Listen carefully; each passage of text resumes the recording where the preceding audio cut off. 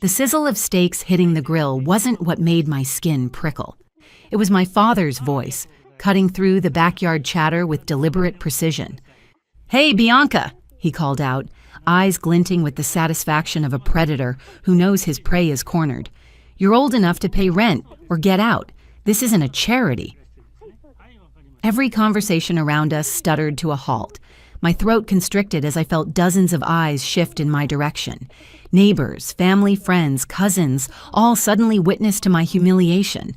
The potato salad bowl I was carrying grew impossibly heavy in my hands. What made it unbearable wasn't just the demand. It was the laughter that followed. My stepmother Erin's high-pitched giggle, my half-brother Flynn's smug chuckle as he popped open another beer. And worst of all, my father's satisfied smirk as he flipped a steak, spatula waving dismissively in my direction. My name is Bianca. I'm 24 and a paralegal saving for law school. This is the story of how I reclaim my life by letting theirs fall apart. "You've been taking half my paycheck for years, Dad," I said, my voice steadier than the trembling in my fingertips would suggest. "I've been paying the bills." His face twisted into that exaggerated mock surprise I'd seen 1,000 times. "So? That's called life." He gestured broadly to the neighbors who were pretending not to listen. "If you don't like it, find somewhere else to live." Flynn snorted. "Good luck with that." The air felt electric, charged with something more dangerous than embarrassment. The neighbors' eyes darted between us like spectators at a tennis match, waiting for me to break, to cry, to retreat like I always had before.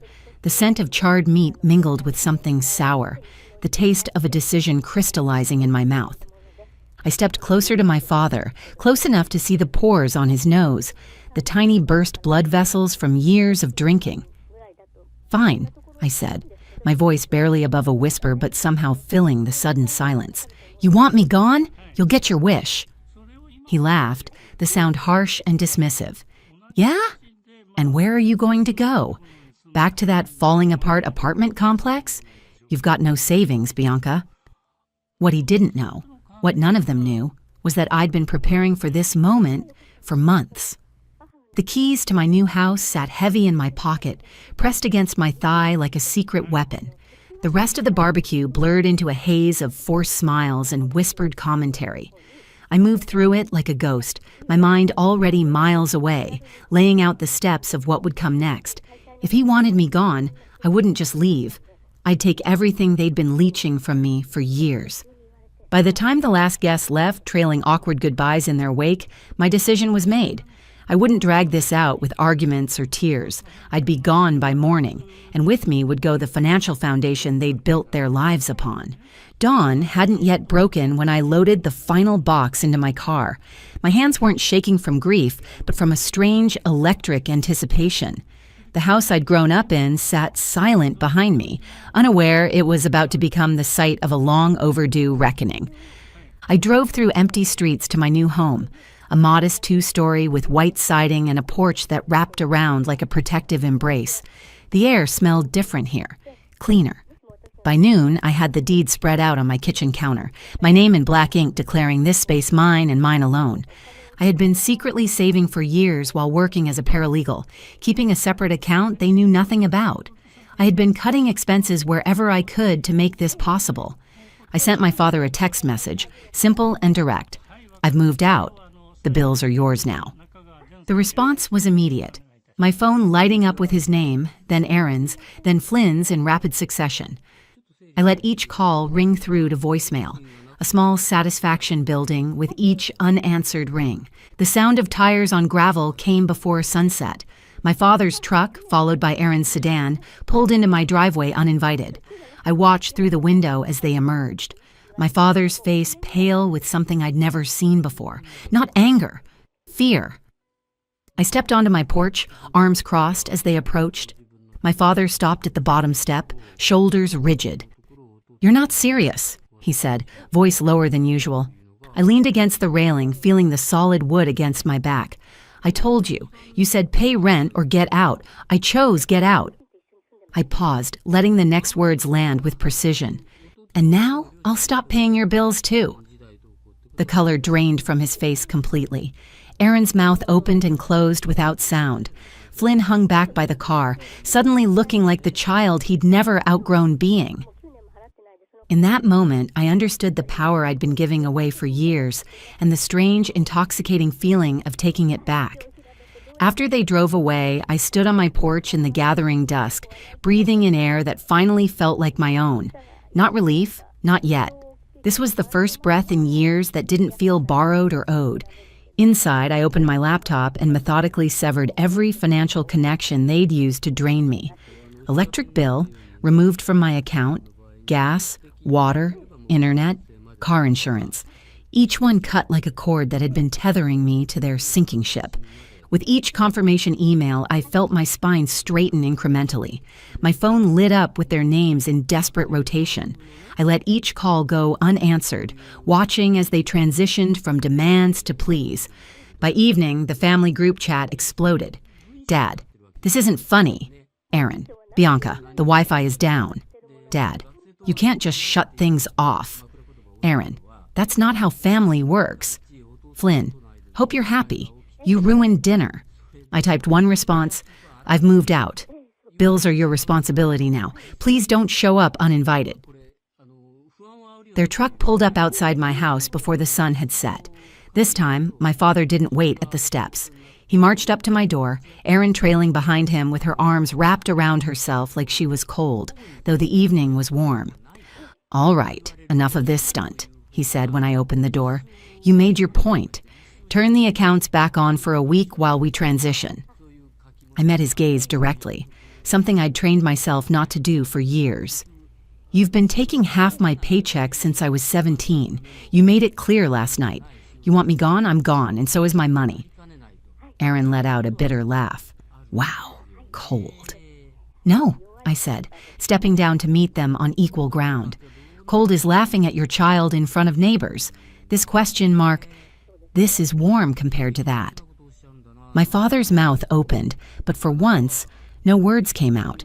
I saw something flicker across his face, uncertainty, maybe even the first glimmer of understanding what he'd lost. I walked back up the porch steps. You'll figure it out, just like I did. The door closed behind me with a definitive click, and for the first time in years, I was the one holding the key. Morning arrived with a silence I'd forgotten could exist. No stomping boots, no blaring television, no errands shouting about misplaced items. Just stillness and the gentle hiss of coffee brewing in my kitchen, steam curling into sunlight that streamed through windows that were mine alone. My momentary peace shattered when my phone lit up with a barrage of messages. Unknown number. Call us. This is urgent. Dad, the electric's off. There's food spoiling. Aaron, we have to talk. If you care about this family, you'll fix this today. I set the phone down, refusing to let their chaos infiltrate the calm I'd created. They were learning what I'd known for years, that bills don't magically pay themselves. The knocking started at noon, 3 sharp raps that made my heart jump despite my resolve. Through the camera I'd installed, I saw Erin alone, designer sunglasses covering half her face.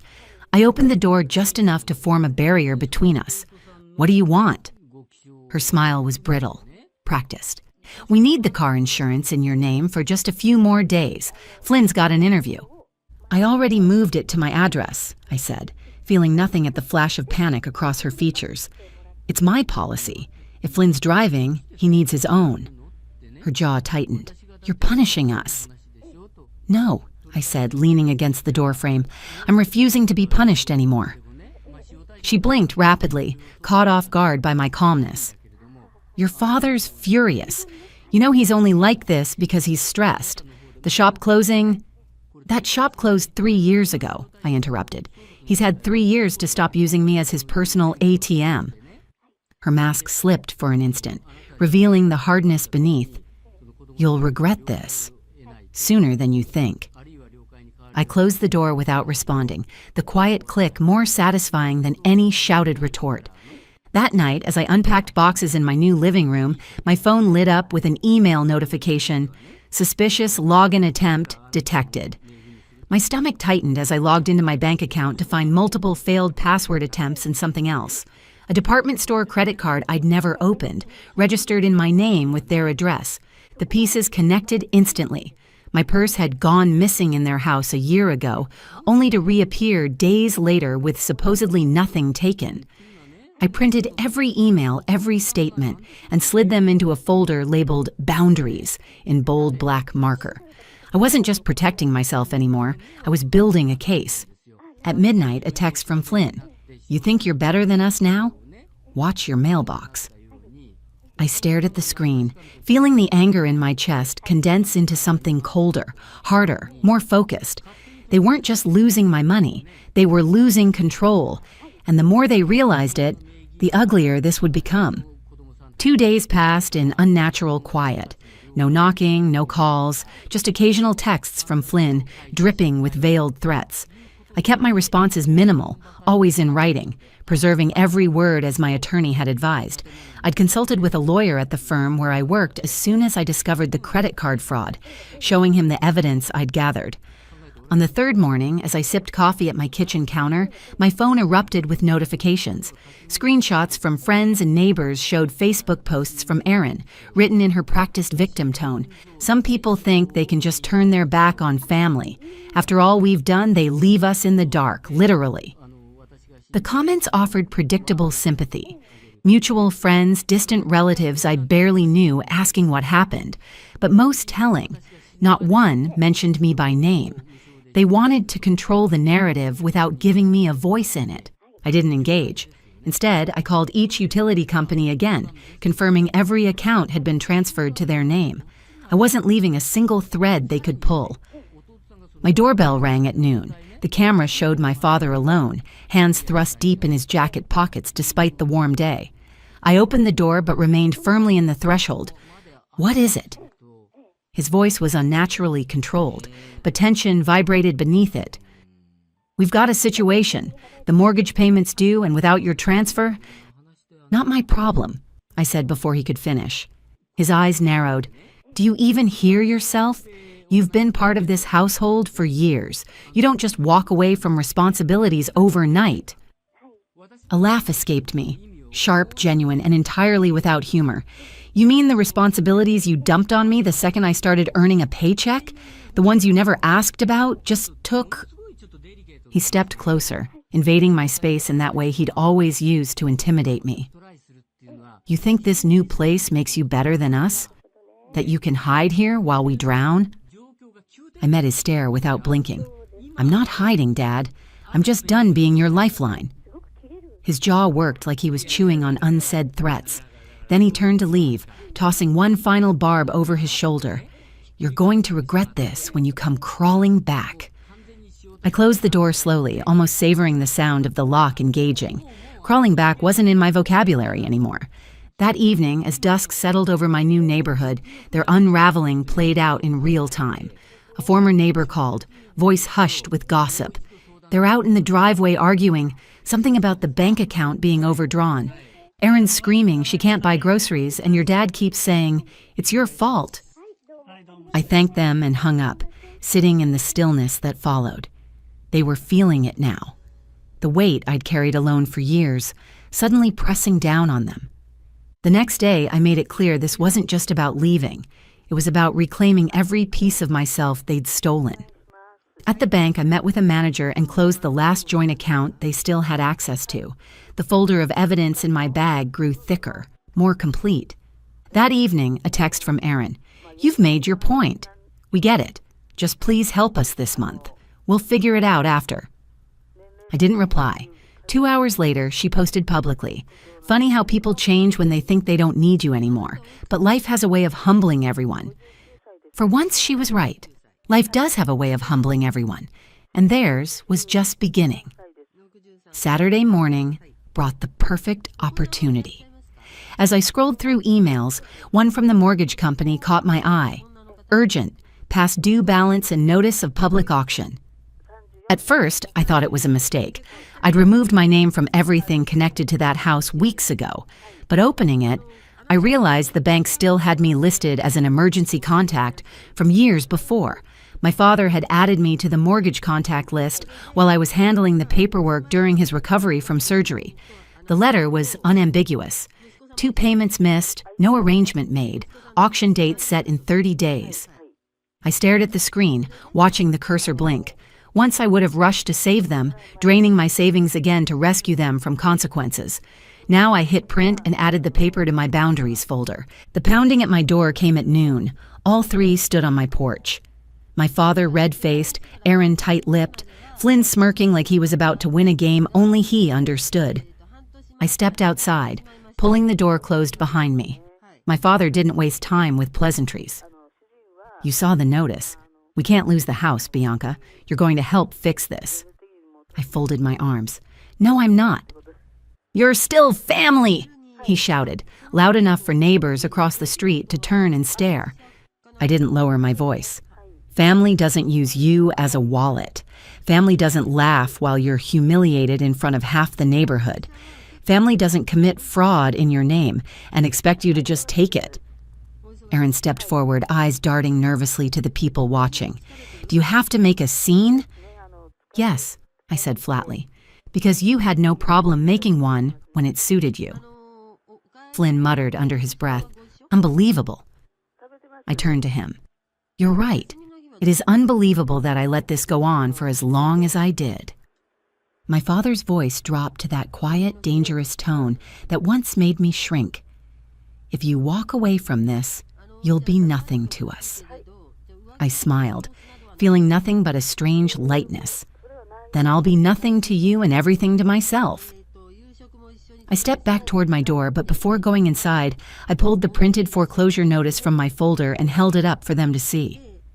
"This," I said, my voice cutting through the tension between us, "is what happens when the person you've been draining finally stops bleeding for you." I let the paper fall to the porch at their feet. The door closed behind me with a solid, satisfying click. Through the blinds, I watched them stand frozen. My father staring at the fallen notice, Aaron glancing anxiously at the neighbors, Flynn kicking at the paper as if it might bite him. They left without another word. That evening, I posted a single line on my social media. Sometimes the best gift you can give someone is the chance to stand on their own 2 feet. The supportive comments accumulated throughout the night. People congratulating me on my new place, sending messages of encouragement, asking if I'd finally moved out. Not once did I mention them by name. I didn't need to, because the truth was simple. Their downfall wasn't my story to tell anymore. It was theirs to live, and I was finally free to live mine. 3 months later, I received the final notice that the credit fraud case against them had been settled. The department store card had been removed from my credit report, and my father and Aaron had been ordered to pay restitution. They never contacted me again after that day on my porch, and I heard through mutual friends that they had to sell most of their possessions and move to a small apartment across town. Flynn eventually got his own place, apparently having learned the hard way that standing on his own feet was the only option left. As for me, I'm thriving in my new home, debt-free, and starting law school next fall. Sometimes the best revenge isn't what you do to others, it's what you do for yourself. Before you go, here's a quick bonus for sticking around. If you love learning and growing like I do, you need to try audiobooks. I've got an exclusive deal with Audible. Your first month is completely free. That's access to over 500,000 titles, 0 cost to you. All the details are waiting in the description. Don't miss this one.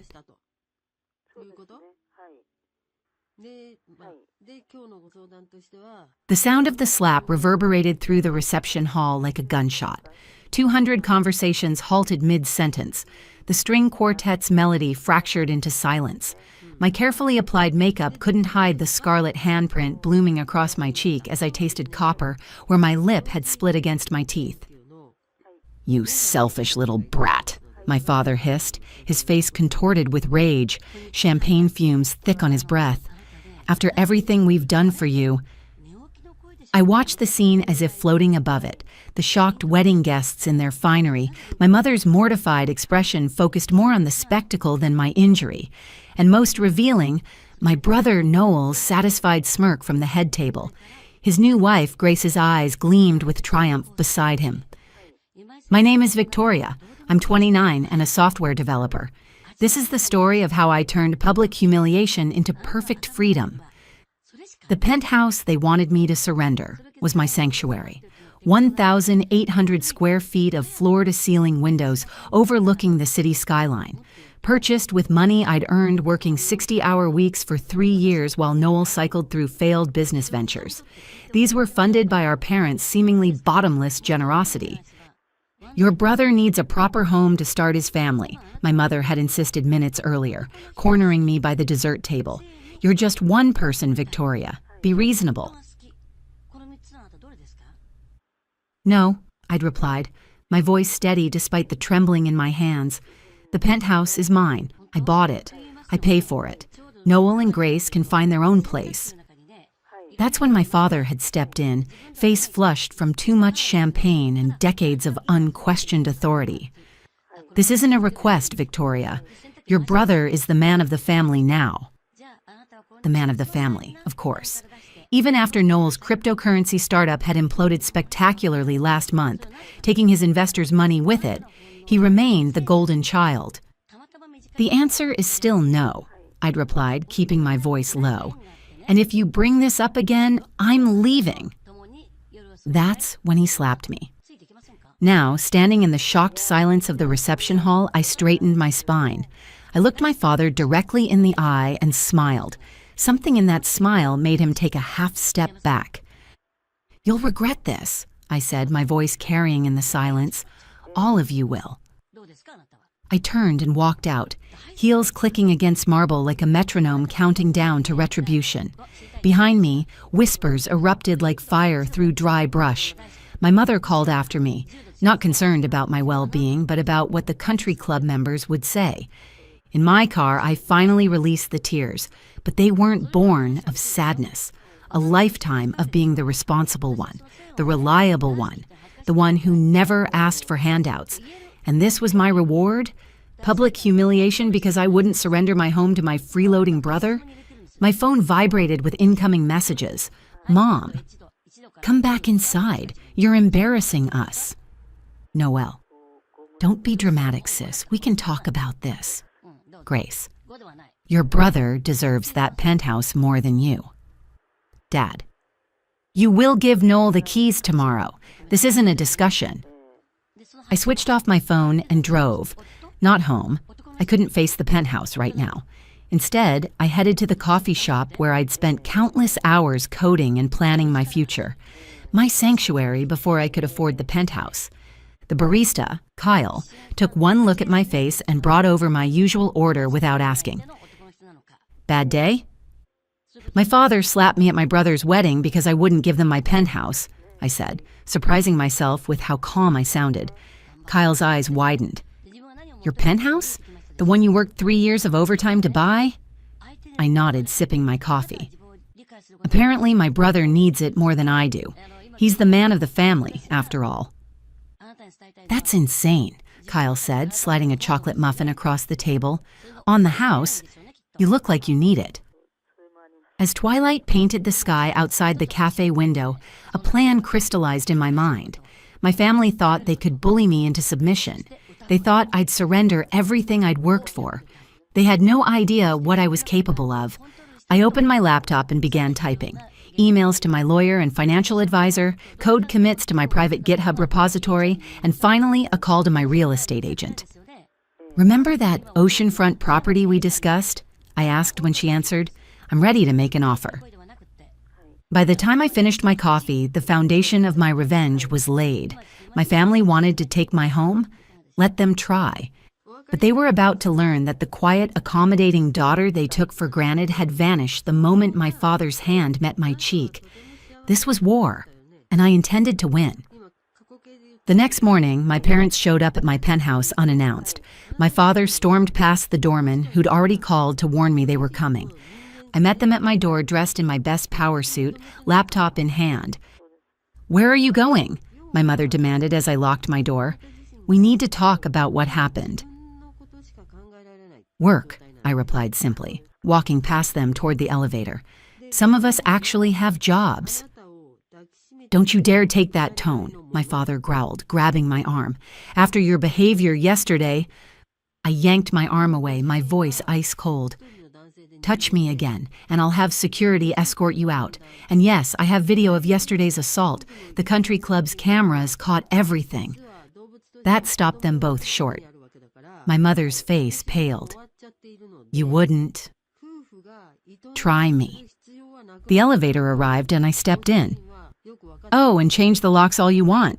I've already moved everything valuable to secure storage. The doors closed on their shocked faces. I waited until I was in my car before letting out a shaky breath. Phase 1 of my plan was in motion. Over the next week, I ignored their calls and messages, which grew increasingly hostile.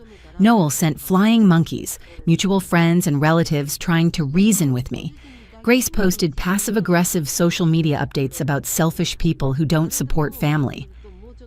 I stayed silent and kept working.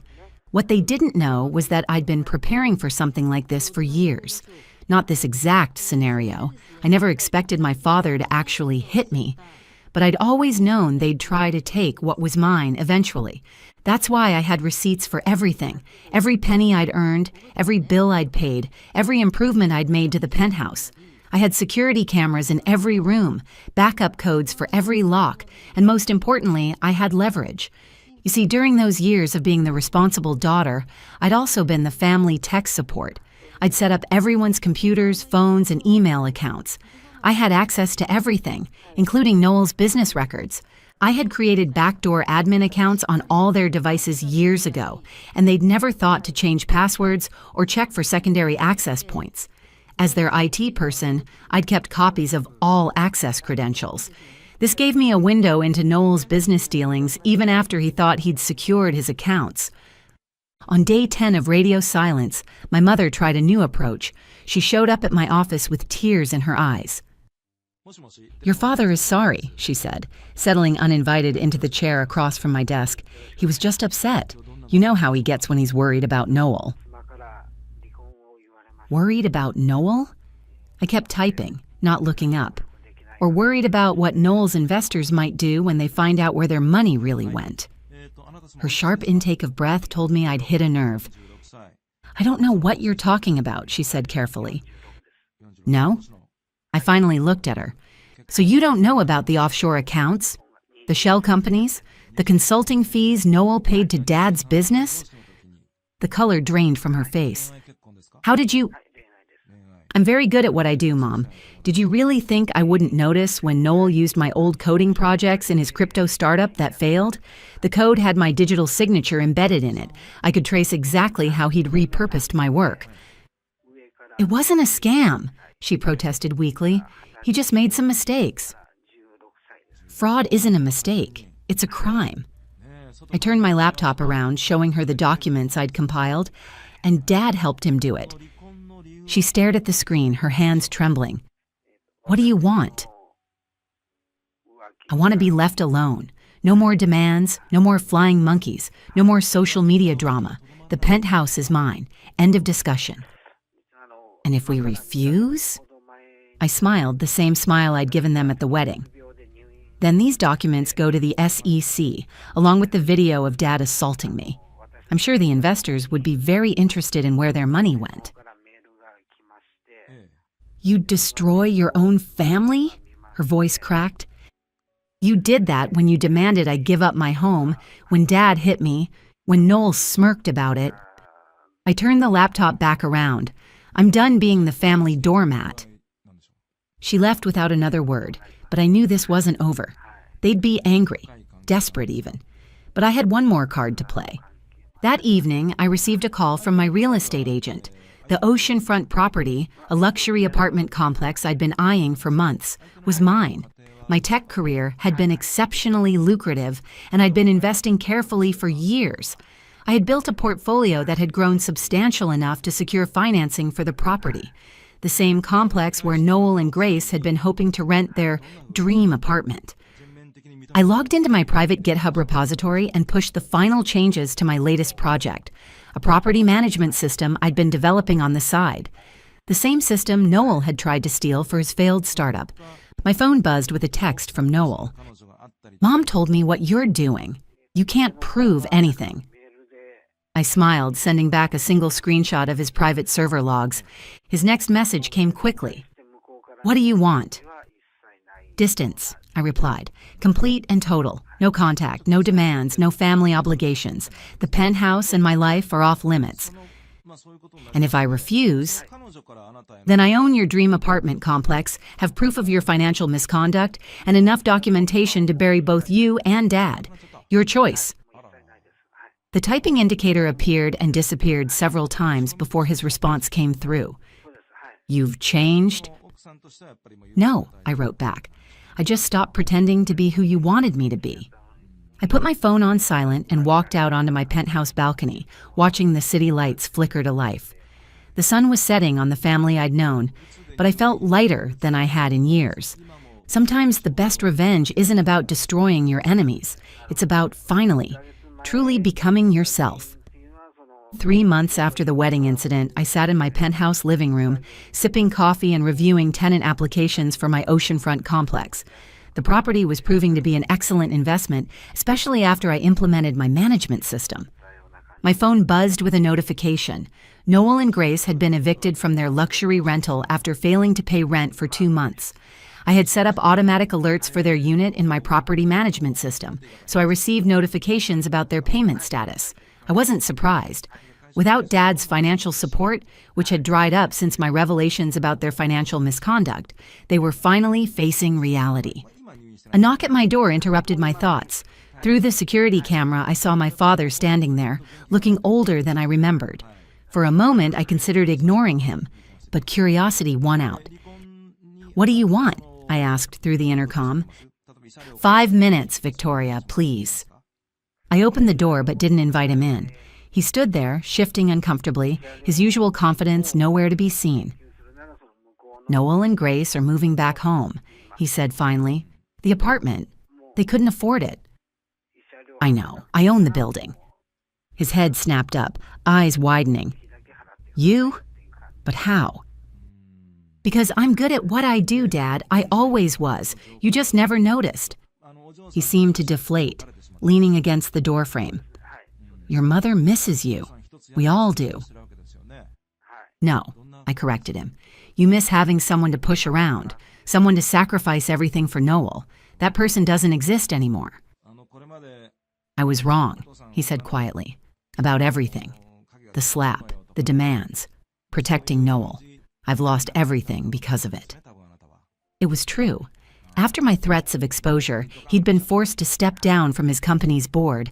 I'd learned this through business contacts in my professional network, who forwarded me the press release about his early retirement. His reputation in the business community was in tatters, though I'd never actually released the documents. The threat had been enough. You haven't lost everything, I said. You still have your golden child. Isn't that what matters? Victoria, please. We're family. Family? I laughed. Family doesn't demand someone give up their home. Family doesn't hit you in public. Family doesn't smirk while watching it happen. He flinched at each point, but I wasn't done. You know what I realized after the wedding? I've never needed any of you. Every success I've had, every achievement, was in spite of you, not because of you. I know, he whispered. I know that now. I studied him. This man who'd loomed so large in my life, who'd seemed so powerful and intimidating. Now he just looked small. 5 minutes are up, I said, starting to close the door. Wait. He reached into his jacket and pulled out an envelope. Your mother wanted you to have this. It's an invitation to her birthday dinner next week. We would really like you to come. I took the envelope but didn't open it. I'll think about it. After he left, I sat on my balcony, turning the invitation over in my hands. Part of me wanted to throw it away to maintain the distance I'd worked so hard to establish, but another part, a stronger part, knew that true victory wasn't in perpetual estrangement. It was in having the power to choose my own terms. The following week, I did attend my mother's birthday dinner.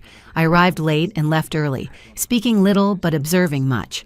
Noel and Grace sat in sullen silence, their designer clothes replaced by department store brands. My father stayed sober, watching his words carefully. My mother tried too hard, her smile brittle with anxiety. They were all walking on eggshells, afraid of the power I now held. but I had no interest in wielding it like a weapon. Instead, I used it as a shield, protecting the life I'd built for myself. Over the following months, a new family dynamic emerged.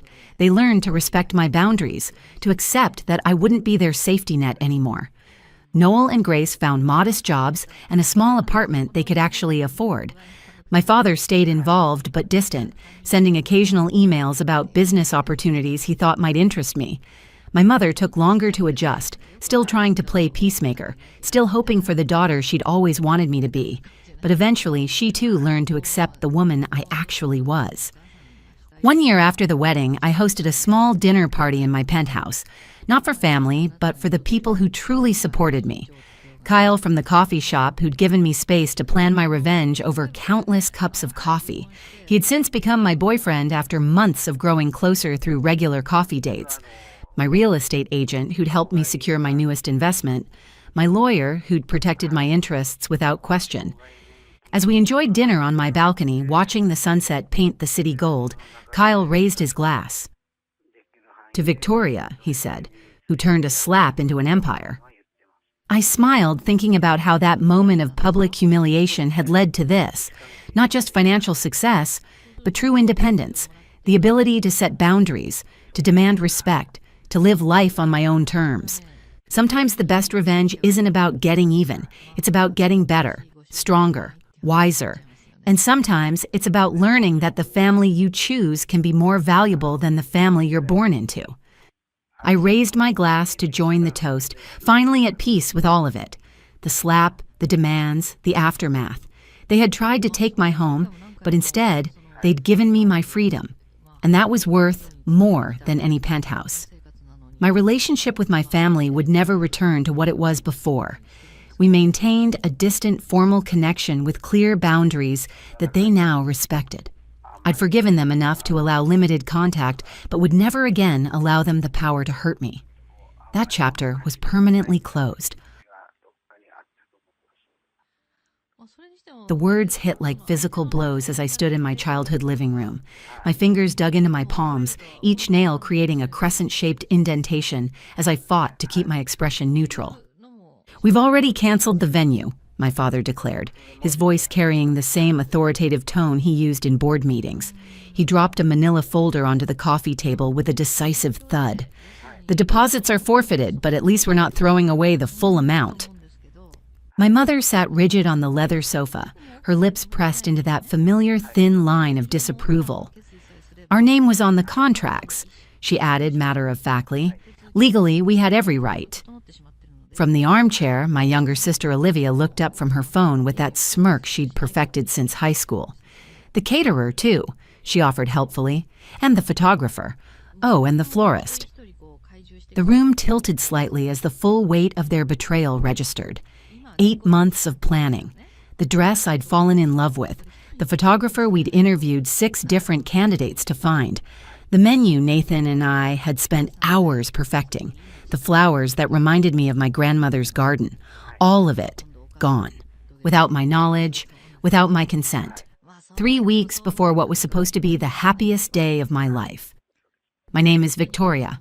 I'm 23 and secretly running a billion-dollar hospitality empire. This is the story of how I taught my family that some bridges, once burned, cannot be rebuilt. I took a measured breath. "You canceled my entire wedding without telling me?" "We're telling you now," my father said, clearly pleased with himself. "Consider it a favor. You'll thank us later when you find someone more suitable." "Someone who can afford you," my mother repeated, her diamond bracelet catching the light as she adjusted her cashmere sweater. I searched each of their faces. Dad's stern disapproval, Mom's cold judgment, Olivia's amused contempt. These people had raised me, supposedly loved me, and now they were dismantling the most important day of my life like it was a failed business venture. The irony was suffocating. They had no idea that their daughter, the one they thought was just struggling along like most recent graduates, had built Phoenix Hospitality Group from nothing, starting with a single property I'd purchased at 19, with money I'd made developing apps in college. 4 years of 18-hour workdays had resulted in 17 luxury venues across 3 states, including the Belmont estate. the exact venue where my wedding was supposed to take place. I'd let them believe I was just another struggling graduate living paycheck to paycheck while I quietly amassed a $2.8 billion empire. I had carefully created a separate persona, Victoria Phoenix professionally, Victoria Jackson personally, maintaining separate phone numbers, email accounts, and even having my mail delivered to a P.O. box to keep my two worlds apart. It was easier than explaining how I'd turned a coding hobby into a tech company, sold it for $12 million at 19, and immediately invested everything into real estate. But now, they'd crossed a line. Understood, I said simply. The word hung in the air. They'd expected tears, arguments, pleading. Instead, I gave them nothing. Good, Dad said. Now you can focus on finding someone more appropriate. Someone who won't embarrass the family, Mom added. I nodded and walked toward the door. Victoria, Olivia called out, don't be dramatic about this. It's for your own good. I paused with my hand on the doorknob. I'm not being dramatic. I'm being practical. And I left. The drive back to my apartment was surreal. My phone buzzed with a text from Nathan. Hey babe, just confirmed final head count with the caterer. 127 guests. Can't wait to marry you in 3 weeks. My heart twisted. Nathan had no idea what had just happened. He was probably at his office right now, excited about our future, completely unaware that my family had just blown up our wedding. I needed to call him, but first I had a few other calls to make. I pulled into my apartment complex and sat in my car for a moment, staring at the gleaming Phoenix Hospitality Group headquarters, visible in the distance across the river, in the business district where my family rarely ventured. I dialed my assistant's number. Sam, it's Victoria. I need you to pull the Belmont contracts immediately. The Belmont estate? Your wedding venue? Yes, and I need you to review the cancellation policies we have in place for deposits. There was a pause. Victoria, is everything okay? Everything's fine. I just need to understand our options for unusual circumstances. Of course, I'll have everything ready in an hour. My next call was to my head of legal, David. It's Victoria. Hypothetical question. If someone canceled a booking at one of our venues using forged authorization, what would our legal recourse be? Well, that would be fraud. We'd be looking at potential criminal charges plus civil damages. Why? Just curious about our protections. Can you send me the specific statutes? Absolutely. You sound stressed. Is Phoenix Hospitality facing some kind of legal challenge? Nothing like that, just being thorough. After I hung up, I allowed myself exactly 60 seconds to feel the full weight of what had happened. The betrayal, the humiliation, the casual cruelty of people who were supposed to love me unconditionally. Then I got out of the car and went upstairs to plan my response. The next morning, I was reviewing property reports when my phone rang. Unknown number. Hello? Victoria, what the hell is going on? It was Dad, and he was screaming. Good morning to you, too, I said calmly. The venue just called me. They're saying they can't refund our deposits because the owner personally canceled our refund. They're saying you canceled it. I took a sip of my coffee, savoring the rich flavor as I gazed out my office window. Through the glass, I could see the Belmont estate in the distance, its elegant grounds sprawling across 40 acres of pristine lakefront property. That's interesting. Interesting? Victoria, this is $7,500 we're talking about. They're saying the owner specifically requested that the Jackson family receive no refund under any circumstances. Help me understand. What did you do? What did I do? I called to confirm our cancellation and get our deposit back. They said they reviewed the contract and found no grounds for a refund. When I asked to speak to a manager, they transferred me to someone who said they had direct orders from Victoria Phoenix herself. I didn't cause any scene, Dad. Then why are they saying this? The venue manager kept talking about direct orders from ownership and non-negotiable policies. I leaned back in my chair. I didn't tell them anything they didn't already know. That's not an answer, Victoria. You need to fix this right now. Call them back and straighten this out. I don't think I can do that. What do you mean you can't? The owner's decision is final. There was a long pause. Victoria, how do you know what the owner decided? Lucky guess. This isn't funny. We need that money back. Do you have any idea how much $7,500 is? I almost laughed. Dad was having a breakdown over $7,500 while sitting 3 miles away from my corporate headquarters, where I'd signed a $340 million acquisition deal just last week. It's probably not that much money to the owner, I said. I imagine they make that in about 6 minutes. Victoria, what are you talking about? How could you possibly know? His voice cut off abruptly. Dad, you still there? Victoria. His voice had changed. Quieter now, uncertain. Victoria, what's the name of the company that owns the Belmont estate? Why do you ask? Just tell me. Phoenix Hospitality Group. Silence. Dad? Victoria. Victoria, what's your last name? Legally, it's still Jackson, but professionally, I go by Victoria Phoenix. The phone was so quiet, I thought he'd hung up. Dad, are you... Victoria Phoenix? You're Victoria Phoenix? That's right. The Victoria Phoenix? The one who owns, who built... Oh my God, oh my God. I heard him calling to Mom in the background. Catherine, get in here right now. What's wrong, Robert? Mom's voice was distant but audible. Victoria's Victoria Phoenix. What are you talking about? Victoria Phoenix, the businesswoman, the one who bought the Riverside Mall, the one who owns half the venues in the city. That's our Victoria. I heard Mom gasp. Victoria! Dad's voice was back, shaky now. Victoria, sweetheart, there's been a misunderstanding. Has there? Yes, a huge misunderstanding. We had no idea you were so successful. Why didn't you tell us? You never asked. But Victoria, we assumed... You assumed I was a failure. Not a failure, just struggling like most people your age. Most people my age don't own $2.8 billion in real estate assets.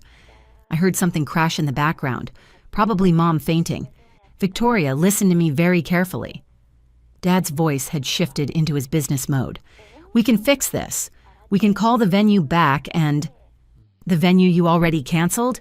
Yes, we can uncancel it. We can reinstate everything, the whole wedding. With what money? What do you mean? Well, you said you couldn't afford it, that it was beyond your means, that I needed to find someone who could afford me. Victoria, that was before we knew. Before you knew I could pay for it myself? Yes, exactly. I stood up and walked to my window. Down below, I could see the Belmont Estates event coordinator setting up for a corporate retreat. My corporate retreat. Dad, let me ask you something. If I were still just regular Victoria, living in my apartment and driving my old Honda, would you have reconsidered? Pause. Would you have called me this morning and said, you know what, Victoria, we were wrong. We love you and want you to be happy regardless of money. Longer pause. Would you have apologized for humiliating me in front of Mom and Olivia?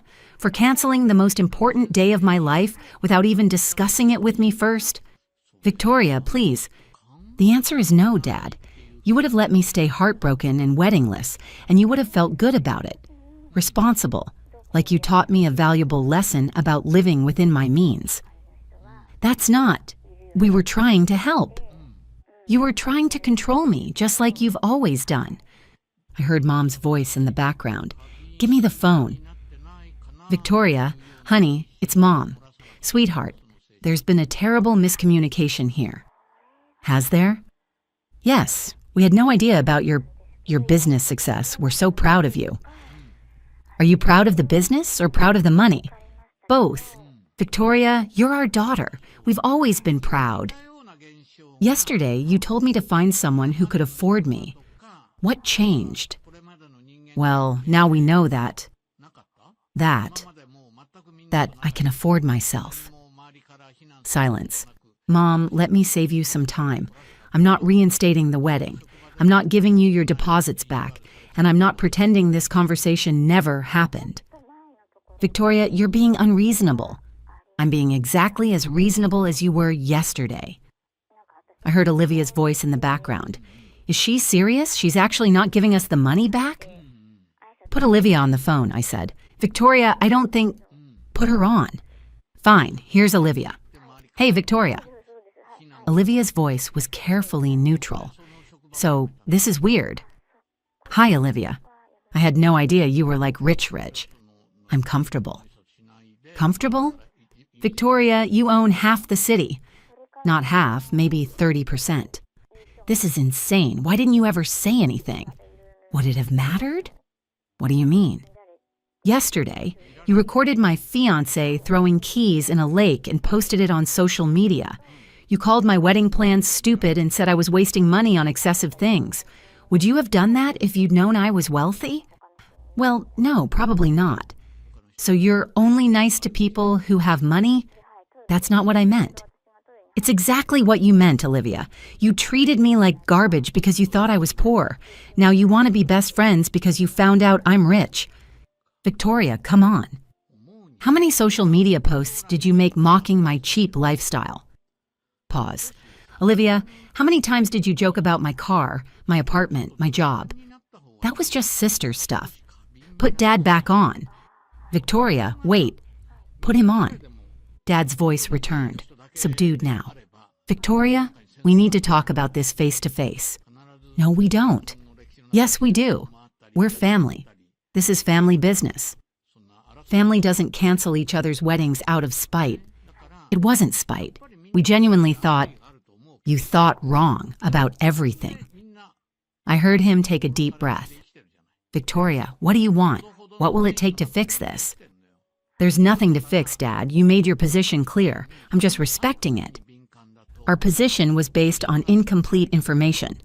Your position was based on the assumption that I was worthless. Now that you know I'm not, you want to change the rules. That's not fair. You know what's not fair? Having your parents cancel your wedding because they think you're not good enough for their standards. Victoria, please. I have to go. I have a board meeting. Victoria, wait. What about Nathan? What about your wedding? I smiled. What about it? Are you still getting married? Of course. Where? Same place, same date, same time. But how can you? We canceled everything. You canceled the booking that was in your name. You never had any authority over the booking in mine. Silence. There are 2 contracts for the Belmont estate on September 15th, I explained. The one you signed as the paying party, and the one I signed as the property owner. You know how weddings work at exclusive venues like Belmont. A holding deposit from the family, separate from the venue's own internal reservation. You canceled yours. Mine is still active. You mean... I mean, my wedding is happening exactly as planned. The only difference is that you're not invited. Victoria... And neither is Mom or Olivia. You can't uninvite your family from your wedding. Watch me. I hung up. My phone immediately started ringing again. I turned it off. An hour later, Sam knocked on my office door. Victoria, there are some people here to see you. They say they're your family. I looked up from my laptop. Tell security to escort them off the property. Are you sure? Positive. 20 minutes after that, my personal phone buzzed with a text from Nathan. Babe, your dad just called me. He's very upset. He says there's been some kind of family emergency about the wedding. Should I be worried? I called him immediately. Nathan. Hi, Victoria. What's going on? Your dad sounded like he was having a breakdown. It's a long story. Can you come over tonight? I need to tell you something. Of course. Are you okay? I'm better than okay. I'll explain everything. That evening, I told Nathan the whole story. About Phoenix Hospitality Group. About the $2.8 billion empire I'd built in secret. About my family's betrayal and their frantic attempts to backtrack once they learned the truth. He listened without interrupting, his expression cycling through confusion, amazement, and finally anger. They canceled our wedding because they thought you were poor, he said finally. Essentially, yes. And now they want back in because they found out you're wealthy. That's the general idea. He shook his head. Victoria, that's horrible. I'm sorry I never told you about the business. I wanted to be sure you loved me for me, not for what I could provide. After seeing how money changed people's perceptions of me during college, I decided to keep my professional and personal lives completely separate. Are you kidding? I'm not upset about the money. I'm upset about how they treated you. He took my hands. Victoria, you're getting married in 3 weeks. You should have your family there. They made their choice. People make mistakes. This wasn't a mistake, Nathan. This was who they really are when they think no one important is watching. He was quiet for a moment. What do you want to do? I want to marry you at the Belmont estate, surrounded by people who actually care about us. I want to start our life together without the toxic influence of people who only value me when I can benefit them. Are you sure? I've never been more sure of anything. The next morning, I drafted a formal letter to my family. It was delivered by courier at 9 a.m. sharp. Dear Dad, Mom, and Olivia, thank you for clarifying your feelings about my life choices and my value as a family member. Your decision to cancel my wedding without consultation has saved me years of wondering whether you truly supported my happiness or simply tolerated it when convenient. Please consider this my formal notice that you are no longer invited to participate in my wedding or any future life events. This decision is final and non-negotiable. For the record, I built Phoenix Hospitality Group from nothing while living in that tiny apartment you all mocked. I worked 18-hour days for 4 years to create something meaningful, while you assumed I was simply failing to meet your standards. The fact that you now want to celebrate my success after trying to sabotage my happiness tells me everything I need to know about your character. Nathan and I will be married as planned on September 15th. We will build our life together surrounded by people who value integrity over wealth and love over status. I wish you well in your future endeavors. Sincerely, Victoria Phoenix, CEO, Phoenix Hospitality Group. The wedding was perfect. Nathan and I exchanged vows on the terrace overlooking the lake, surrounded by 127 people who genuinely cared about our future. My college roommate, Megan, served as maid of honor. Nathan's brother, Daniel, was his best man. I had handled all the vendor bookings personally, making sure everyone knew to expect payment directly from Phoenix Hospitality Group rather than the Jackson family. The flowers were exactly what I'd dreamed of, white roses and baby's breath that reminded me of my grandmother's garden. During the reception, as I danced with my new husband under lights strung between ancient oak trees, I felt something I hadn't experienced in years around my family. Pure, uncomplicated joy. My phone, tucked away in the bridal suite, had 47 missed calls and 23 voicemails from various family members. I deleted them all without listening. 6 months later, I received a formal apology letter from Dad. It was 3 pages long and mentioned my impressive business acumen 14 times. He requested a meeting to discuss our family's future relationship. Dad had gotten my corporate address from public business records after I'd blocked his emails and changed my personal number. I sent back a single sentence: "Some bridges once burned cannot be rebuilt." A year after that, Olivia reached out through LinkedIn asking if Phoenix Hospitality Group had any entry-level marketing positions available. The message included a lengthy explanation about how much she'd grown as a person and how sorry she was for not recognizing my incredible achievements sooner. I forwarded her resume to our HR department with a note: "Please file under Do Not Hire." Today, Nathan and I live in a beautiful home overlooking the lake, about 10 minutes from the Belmont estate. We've been happily married for 3 years now. We host dinner parties for friends who knew us when we were just a nonprofit worker and a girl with a laptop building dreams in a tiny apartment. Sometimes I'll drive past my parents' house on the way to a business meeting. Their cars are older now, their lawn less perfectly maintained. I've heard through mutual acquaintances that Dad's investment firm suffered significant losses during the market downturn last year, forcing him to lay off half his staff. Mom has started working part-time at a boutique to help with expenses after they had to downsize their lifestyle.